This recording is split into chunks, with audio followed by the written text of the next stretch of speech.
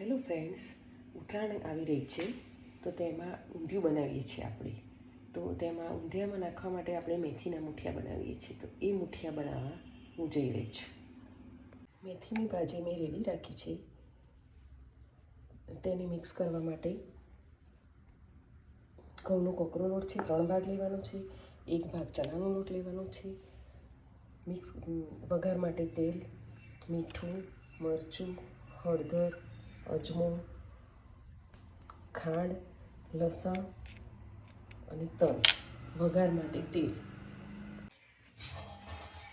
મેથીને શેકવા માટે આપણે ગેસ ચાલુ કરીશું.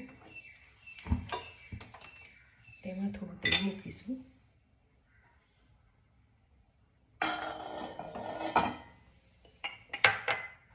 તેલ થોડું ગરમ થઈ જાય એટલે તેમાં આપણે મેથી નાખવાની છે. તેલ હવે ગરમ થઈ ગયું છે. તેમાં આપણે લસણ,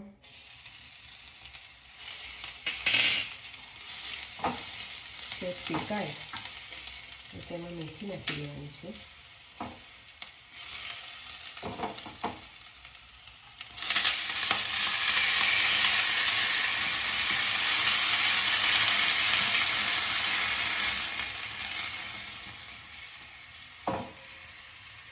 મેથીને શેકવાનું કારણ એ જ કે જ્યારે તમે મૂઠિયા વાળો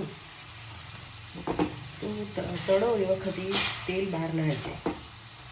હવે મેથી શેકાઈ ગઈ છે. તેમાં આપણે બધો મસાલો કરી દઈશું. મીઠું જરૂર પ્રમાણે, હળદર, લાલ મરચું, અજમો, તલ અને ખાંડ નાખીને આપણે મિક્સ કરીશું. હવે ગેસને બંધ કરી દેવાનું છે. થોડું ઠંડુ પડે પછી એમાં આપણે લોટ નાખીશું. હવે આપણી મેથી ઠંડી પડી ગઈ છે તો તેમાં આપણે હવે લોટ ઉમેરીશું. કકરો લોટ છે અને થોડું ચણાનો લોટ છે. થોડું મોણ નાખીશું આપણે તો થોડું સોફ્ટ થાય.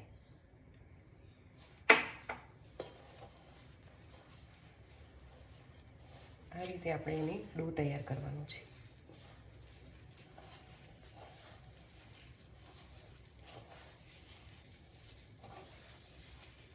એમાં પાણીની જરૂર નથી. તેનું પાણી થશે મેથીમાં અંદર મસાલાનું, તેમાં જ આપણે આપણો ડો રેડી છે મૂઠિયા માટેનું. તેને સહેજ તેલ મૂકી અને 2 મિનિટ માટે રેસ્ટ આપીશું. આપણો ડો રેડી છે, સેટ થઈ ગયો છે. હવે આપણે એના મૂઠિયા કરીશું.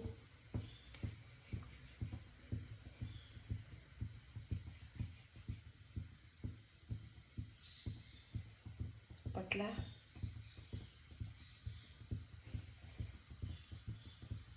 આ રીતે આપણે પતલા મૂઠિયા કરવાના છે.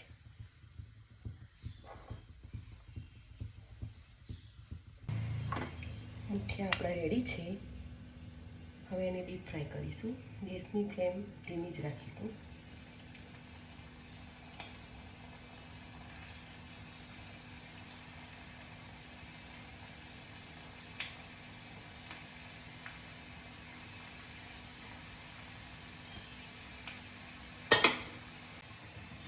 મૂઠિયા તળી ગયા છે.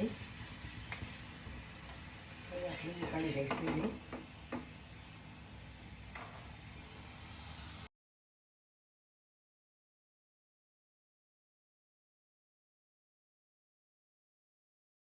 આ રેસીપી તમને ગમી હોય તો મારી ચેનલને સબસ્ક્રાઈબ કરજો અને લાઈક એન્ડ શેર કરજો.